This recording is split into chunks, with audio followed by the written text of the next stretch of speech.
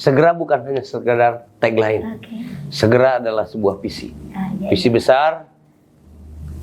Setiap pemimpin itu wajib visinya itu.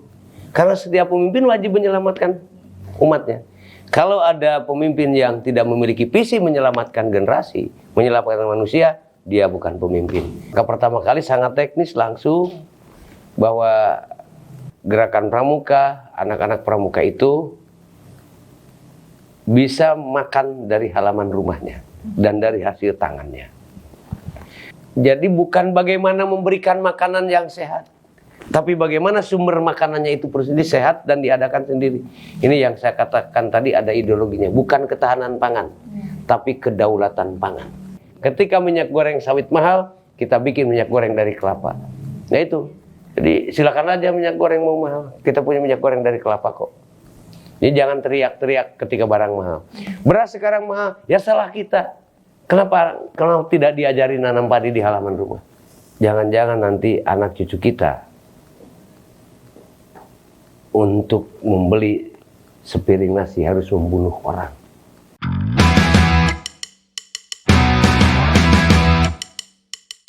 Assalamualaikum warahmatullahi wabarakatuh. Halo kakak-kakak anggota Gerakan Pramuka. Selamat datang di podcast Kuarcap Ciamis. Bersama saya Della Puspita Aisyah yang akan menemani kakak-kakak mendengarkan cerita-cerita inspiratif dari sosok narasumber yang sangat luar biasa kali ini. Tentu saja narasumber yang sudah hadir di tengah-tengah kita merupakan sosok yang sangat luar biasa, Kak Haji Nanang Permana MH, Ketua Kuartir Cabang Gerakan Pramuka Kabupaten Ciamis. Selamat malam kakak. Selamat malam. Assalamualaikum warahmatullahi wabarakatuh. Waalaikumsalam warahmatullahi wabarakatuh. Bagaimana kakak? Apa kabar? Kabar saya baik. Alhamdulillah. Kabar saya sehat. Kabar saya sedang bahagia. Bahagia, luar biasa sekali. Terima kasih kami ucapkan sudah berkenan hadir pada kesempatan kali ini. Sudah kami ketahui gitu bahwasannya kakak itu sangat sibuk ya di sela-sela harinya, tapi alhamdulillah sekarang berkenan hadir. Selamat datang di podcast Kuarcap Ciamis. Baik, terima kasih kakak. Berbicara tentang pramuka ya kak, sebagaimana yang kita ketahui bahwasannya bulan ini merupakan bulan Februari dan tentu saja memiliki hari yang sangat istimewa, di mana di bulan Februari ini pada tanggal 22 Februari terdapat Hari Baden-Powell. Yang saya ingin tanyakan adalah bagaimana sih pandangan kakak mengenai Hari Baden-Powell dan kaitannya tentang kepanduan? Yang semua orang tahu bahwa 22 Februari itu Hari Baden-Powell, Hari Kepanduan Dunia, di mana memang Baden-Powell lahirnya tanggal 22 Februari.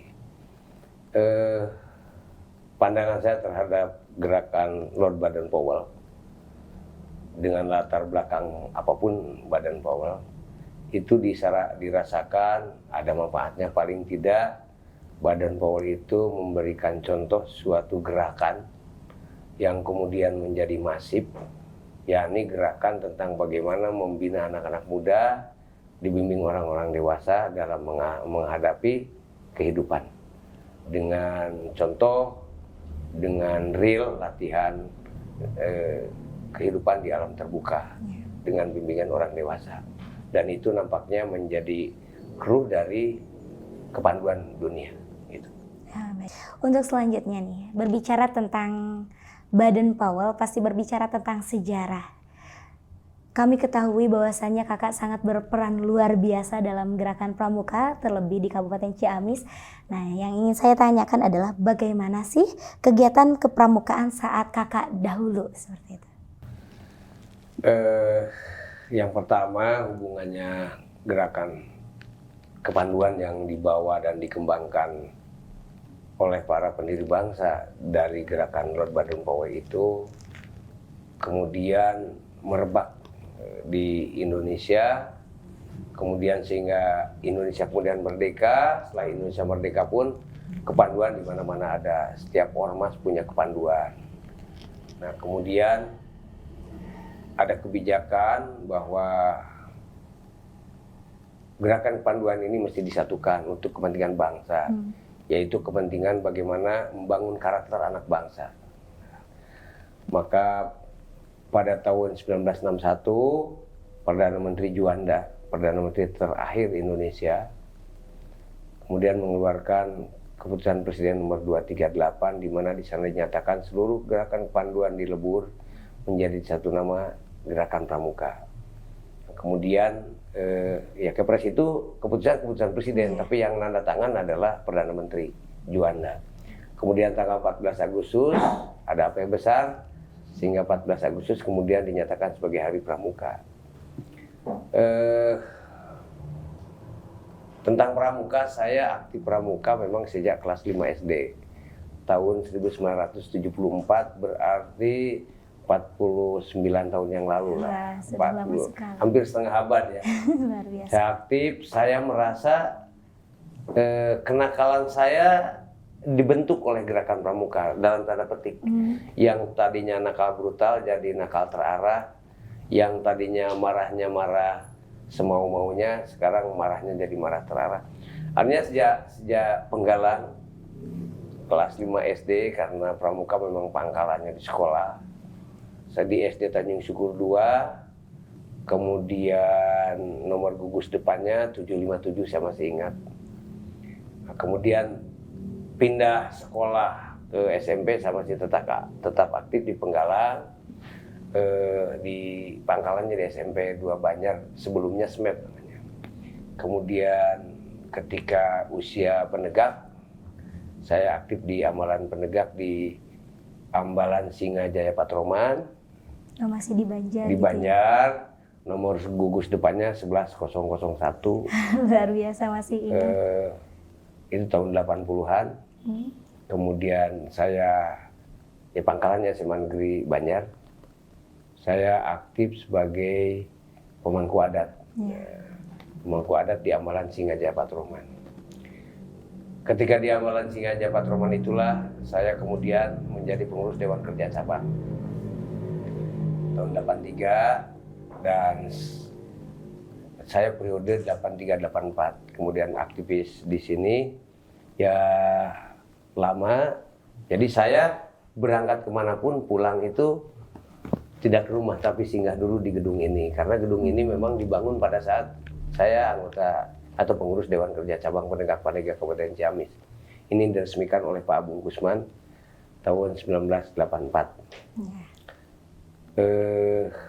Pada saat itu pramuka yang terasa di saya, berpikirnya terarah, bertindak terstruktur, berpikir terstruktur, kemudian bisa lebih disiplin, bahkan dasar dharma benar-benar dicoba, diterapkan, diimplementasikan.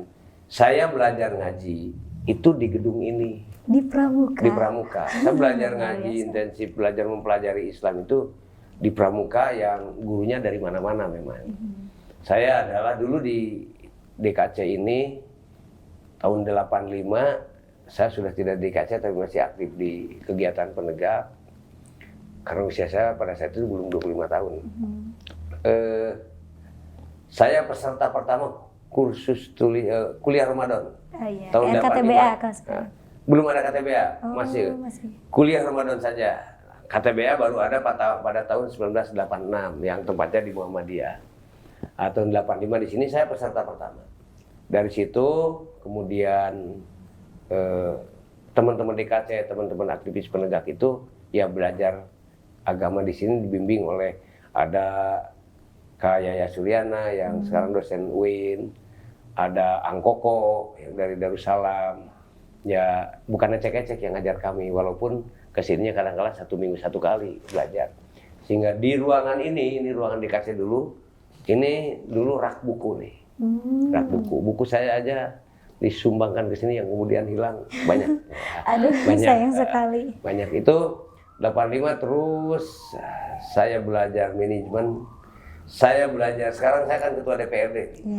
Bagaimana memimpin sidang, bagaimana mengendalikan situasi forum, itu saya belajar bukan dari sekolah, tapi di Pramuka, di DKC, dalam rapat-rapat di Dewan Kerja Cabang, kemudian paripurna di Dewan Kerja Cabang. Sehingga begitu saya jadi ketua DPRD tahun 2006, harus memimpin sidang ya sudah biasa. Tidak harus dipandu sebenarnya, karena kemudian bagaimana saya memimpin forum itu juga belajar di Pramuka.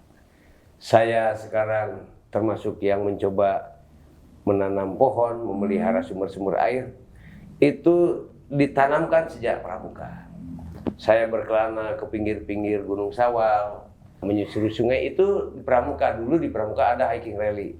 Itu benar-benar menyusuri lembah dan bukit. Kita hanya dikasih secara kertas peta buta atau peta topografi. Lebih banyak gimana ya? Yang jelas usia saya sekarang 60 tahun. Saya aktif di sini sejak 83, itu berarti saya usia 21 tahun. Berarti sudah 40 tahunan ya, 40 tahunan aktif di gedung ini. Ya, gedung ini persis 40 tahun. Apa yang saya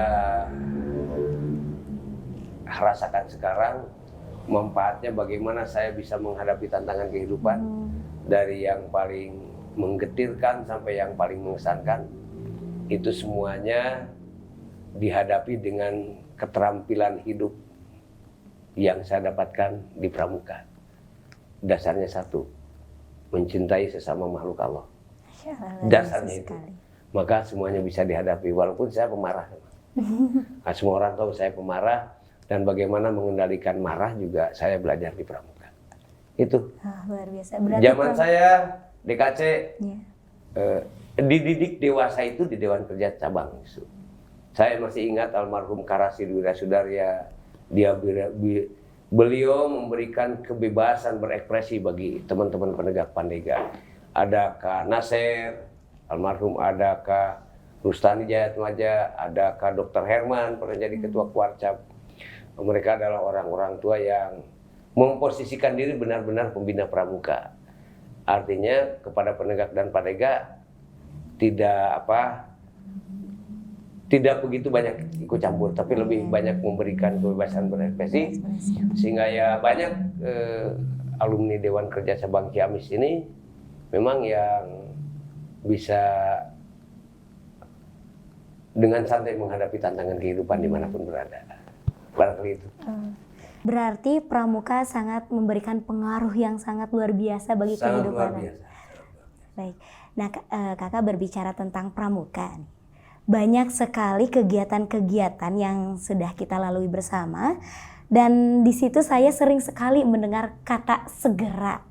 Nah, apa itu segera? Jadi segera itu sebuah frasa yang artinya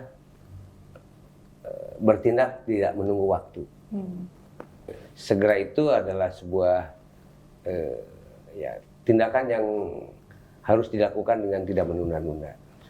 Tetapi segera di sini akronim dari selamatkan generasi. Ini mulai muncul sejak 2017. Ketika itu saya masih wakil ketua kuartir cabang. Kemudian saya berpikir kita harus punya visi yang sifatnya universal, yang bisa dilakukan siapapun dengan strategi sesuai kondisi. Maka dalam perenungan itu berangkat dari satu kejadian di mana saya membaca beberapa keterangan tentang makanan-makanan yang tidak sehat, yang berbahaya bagi anak kecil. Kemudian saya membuat gerakan dengan teman-teman pelajar Islam Indonesia, bagaimana menyelamatkan generasi ini. Kita adakan diskusi, kemudian saya mesti ada konsep yang jelas nih. Maka gerakan itu kemudian bernama Segera, yaitu selamatkan generasi. Generasi yang selamat apanya? Harus selamat pertumbuhan fisiknya, selamat perkembangan mentalnya, selamat lingkungannya atau habitatnya, kemudian selamat ekosistem alamnya. maka akan selamat ekosistem sosialnya. Itu sebuah visi. Nah, kemudian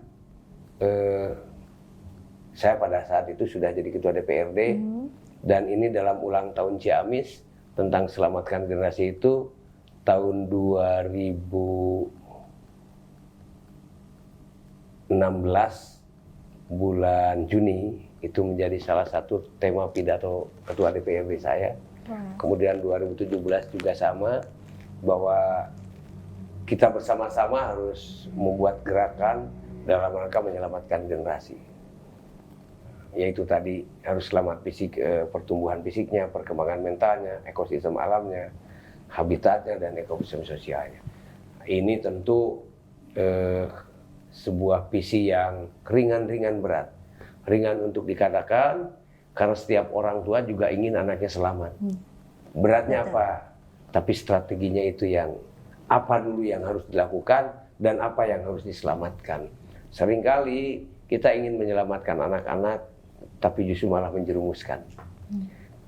Nah, malah kemudian itu ditularkan di beberapa organisasi.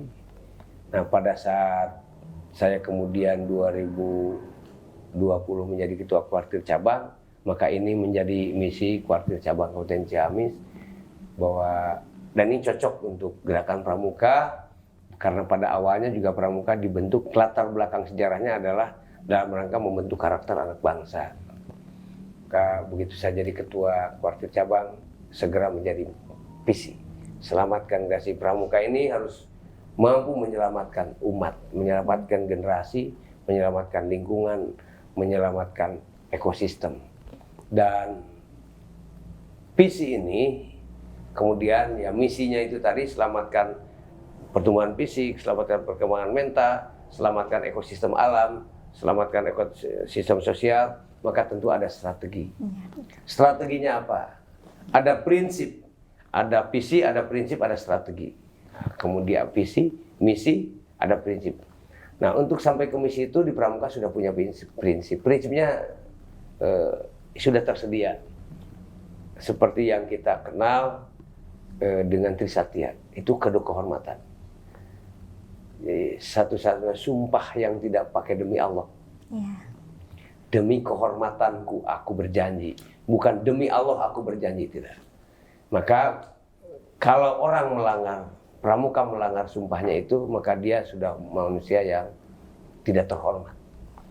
Jadi manusia atau generasi yang selamat itu di Indonesia itu orang yang patuh pada Tuhan, kemudian setia pada negara, kemudian kan itu, demi kehormatanku aku berjanji akan bersungguh-sungguh menjalankan kewajiban pada Tuhan Yang Maha Esa, Negara Kesatuan Republik Indonesia, dan mengamalkan Pancasila.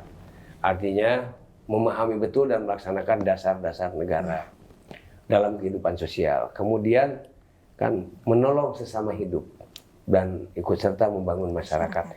Ini selamat ekosistem sosialnya. Kemudian dan menepati dasar dharma. Nah, dasar dharma inilah strategi. Strategi bagaimana generasi yang selamat, yaitu yang bertakwa pada Tuhan. Kemudian ya dasar dharma itu. Maka selamatkan generasi, sebuah visi gerakan Pramuka Kabupaten Ciamis yang memang kerangka strateginya sudah ada di gerakan Pramuka, karena sesuai juga dengan tugas gerakan Pramuka membangun karakter bangsa. Ya Pramuka menurut saya sangat cocok dengan visi selamatkan generasi itu. Wah, sangat luar biasa sekali ya Kak. Ternyata dari satu kata segera saja memiliki makna yang begitu dalam. Nah, mungkin sebagian diantaranya itu seperti selamatkan pertumbuhan fisik, kemudian mental, lingkungan, kemudian ekosistem alam, ekosistem sosial, dan habitat di mana kita berada. Sangat luar biasa sekali. Nah, kemudian yang ingin saya tanyakan adalah, Kakak ini kan sudah menjabat jadi ketua Kuarcap itu selama 2 tahun. Nah, kemudian bagaimana sih keberlanjutan dari visi yang Kakak bawa setelah menjadi ketua kuartir cabang Gerakan Pramuka Kabupaten Ciamis? Dari visi itu kemudian kita berembuk. Yang pertama terkait bagaimana anak ini selamat pertumbuhan fisiknya. Artinya bagaimana memberitahu bagaimana makanan yang sehat yang harus diberikan pada anak-anak yang sedang tumbuh maupun yang diberikan kepada manusia dewasa. Kemudian selamatkan perkembangan mentalnya, artinya bahwa anak-anak itu jangan dipaksa berbuat di luar keharusan normalnya. Nah, kemudian bagaimana juga lingkungan juga harus selamat. Tidak mungkin pertumbuhan fisik bisa selamat, perkembangan mental bisa selamat di lingkungan masyarakat yang tidak menyelamatkan. Ya. Kemudian dari lingkungan alam atau ke ekosistem yang terganggu. Nah, karena itu kami berpikir kami mulai dari sumbernya makan.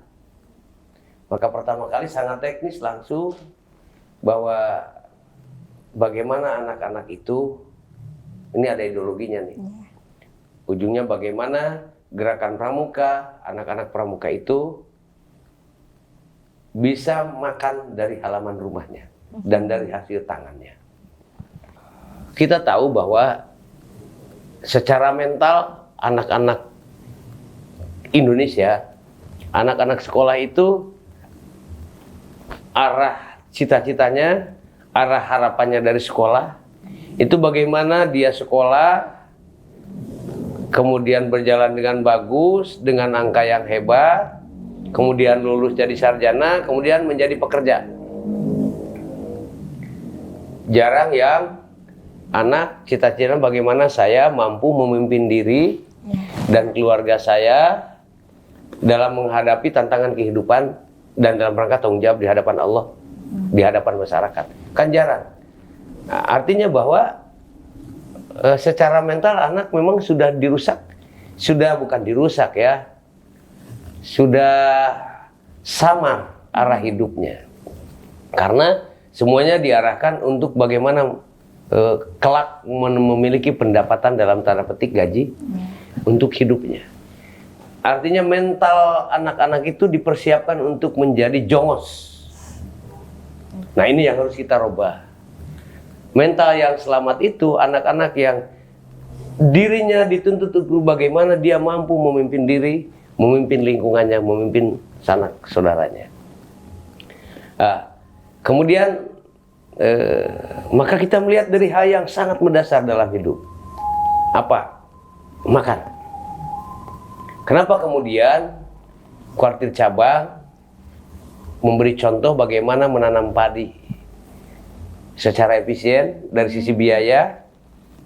Kita mencoba melatih menanam padi yang tidak butuh irigasi dan hasilnya bagus. Ini di tiap kecamatan sudah mulai diajarkan bagaimana menanam padi ke anak-anak. Mengapa ini dilakukan? Ya karena itu tadi, semua orang berharap bahwa anaknya kelak menjadi pekerja. Dari pekerja dapat uang, uang untuk apa? Untuk makan. Sementara lapangan pekerjaan semakin ke depan semakin sulit. Orang yang ingin bekerja semakin banyak. Padahal, toh kita bekerja ujung-ujungnya yang pertama bagaimana makan. Padahal di halaman rumah kita cukup luas untuk menanam padi. Itu yang pertama. Yang kedua, karena di sekolah dimanapun anak dididik dipersiapkan untuk jadi tenaga kerja yang tidak mandiri, nah, sementara kan pramuka harus mandiri. Nah, kemudian kita melihat ini ada aneh ini. Sejak reformasi saya tidak melihat lagi di sekolah mengajarkan bagaimana bercocok tanam. Bahkan di Ciamis ada sekolah yang tadinya sekolah pertanian pun menjadi jaringan komputer sekarang jurusannya. Kan aneh. Nah, padahal rata-rata di pedesaan di Kabupaten Ciamis ini mereka keluarga punya pekarangan rumah untuk menanam padi. Maka kita mengajarkan sejak anak-anak bagaimana menanam padi. Kelak artinya bahwa kita harus makan dari halaman rumah sendiri. Yang jelas benihnya pun benih yang tidak hibrid, yang tidak rekayasa genetika. Sehingga pertumbuhan fisik mereka akan terjaga dan akan sehat. Kemudian ada nggak yang mengajarkan nanam singkong? Ada nggak yang mengajarkan menanam kacang-kacangan? Nah, Padahal itu adalah makanan-makanan yang menyehatkan. Nah, kita mulai meneliti dari bagaimana yang dimakan anak-anak itu sehat. Dan bagaimana makanan sehat itu diadakan oleh kita sendiri. Dan potensi untuk itu ada. Di Ciamis ini banyak rumah yang halamannya luas. Saya sudah mencoba mempraktekkan. Untuk seorang manusia dewasa, ini 105 hari itu kan dari panen ke panen. Ya. Itu hanya butuh 300 sampai 400 rumpun padi. Katakanlah 400 rumpun padi. Ini kemudian padi dipanen, diolah, kemudian dijadikan beras. Jadi 105 cangkir begini. Satu hari diliwat untuk seusia saya ini bisa 3 kali makan. Artinya dari 400 rumpun padi, kita punya beras untuk seorang cukup dari panen ke panen. 105 hari. Karena padi yang dikembangkan Gerakan Pramuka bisa panen di 97 hari. Nah. Jadi kalau ada keluarga kecil nih, suami istri beranak 3, itu hanya butuh 2.000 rumpun padi. Kan hanya 10 sampai 20 tumbak. Kita nanam padi. Di mana? Tidak harus di sawah. Kita buktikan di Pramuka, nanam padi di darat. Dan itu bisa. Nah, jadi bukan bagaimana memberikan makanan yang sehat, tapi bagaimana sumber makanannya itu sendiri sehat dan diadakan sendiri. Ini yang saya katakan tadi ada ideologinya. Bukan ketahanan pangan, tapi kedaulatan pangan. Kalau ketahanan pangan, bagi orang punya duit enteng, tinggal beli. Negara tidak ada, tinggal impor, enteng. Pekerjaan enteng ketahanan pangan. Tapi kalau kedaulatan pangan, di mana sumber panganan diolah dari bumi sendiri. Ini yang kita ajarkan ke mereka. Jadi bukan persoalan makan saja untuk kesehatan, tapi juga mengajarkan bagaimana nanti mencintai tanah airnya tempat dia bercocok tanam. Sehingga kemudian bagaimana agar keseimbangan ekosistem itu terpelihara, sumber air tidak dirusak. Kan kalau nanam padi di darat tidak butuh banyak sumber air. Kita tidak perlu membendung sungai, kita tidak perlu membuat irigasi yang kadang-kala selokan diluruskan, itu merusak kodratnya kan. Selokan itu ya harus putar-putar begitu kan. Nah, jadi itu. Pertama kita dari itu. Kemudian bagaimana perkembangan mentalnya? Ini urusan pendidikan. Ini bagaimana mental anak berkembang. Cita-cita anak harus dari mempersiapkan diri menjadi manusia memakan manusia, homo homini lupus, atau mempersiapkan diri menjadi orang yang siap mencari kerja dan dapat gaji. Bayangkan, putus sekolah, halaman rumah ada, jadi pekerja tidak, tapi makan kan harus setiap hari. Ini yang akan jadi persoalan. Kalau kita tidak bisa menanam padi atau tidak menanam tanaman pangan, jagung misalnya, padi misalnya, karena kita membiarkan anak-anak kita bercita-cita menjadi pekerja, menjadi kaum gajian, yang itu sulit ke depan. Sampai sekarang juga lapangan kerja akan semakin sulit. Mengapa? Karena untuk menjaga etalase toko saja sekarang sudah tidak butuh. Dulu banyak orang yang melamar jadi penjaga toko. Sekarang orang berdagang tanpa toko karena tokonya ada di gadget kan. Ya, online shop. Gitu. Nah, ya maka untuk menjadi karyawan toko yang menunggu toko saja sudah tertutup kemungkinannya. Semakin kecil lah kemungkinannya. Karena orang dagang sudah tanpa etalase. Maka bisnis pun, yang berjualan pun sekarang tidak butuh banyak tenaga. Nah, sementara makan kan harus terus. Jangan-jangan kelak makan harus terus, pendapatan tidak ada. Jangan-jangan nanti anak cucu kita untuk membeli sepiring nasi harus membunuh orang. Kenapa? Ya jangan seperti itu. Dan itu sudah sedang terjadi. Kalau melihat ada benturan sosial, rebutan lapangan parkir, itu kan bukan untuk kaya raya. Mereka untuk makan anak istrinya. Mereka untuk makan anak istrinya. sudah sedang terjadi. Tapi coba kalau dibiar di kreatif sejak awal agar selamat hidupnya, selamat lingkungannya, anak-anak desa itu belajar bagaimana bisa makan dari halaman rumahnya sendiri. Dan itu Pramuka sedang melakukannya. Pramuka Ciamis sedang mengajarkan itu. Di antaranya itulah perkembangan mentalnya, kita ada pendidikan keagamaan di sini, ada latihan kepemimpinan, kita sudah LPK untuk penegak, kita sudah kursus tulis baca Al-Quran, kemudian kita sudah pelatihan-pelatihan, bahkan termasuk bagaimana kita membuat minyak goreng. Ketika minyak goreng sawit mahal, kita bikin minyak goreng dari kelapa. Nah itu, jadi silakan aja minyak goreng mau mahal, kita punya minyak goreng dari kelapa kok. Jadi jangan teriak-teriak ketika barang mahal.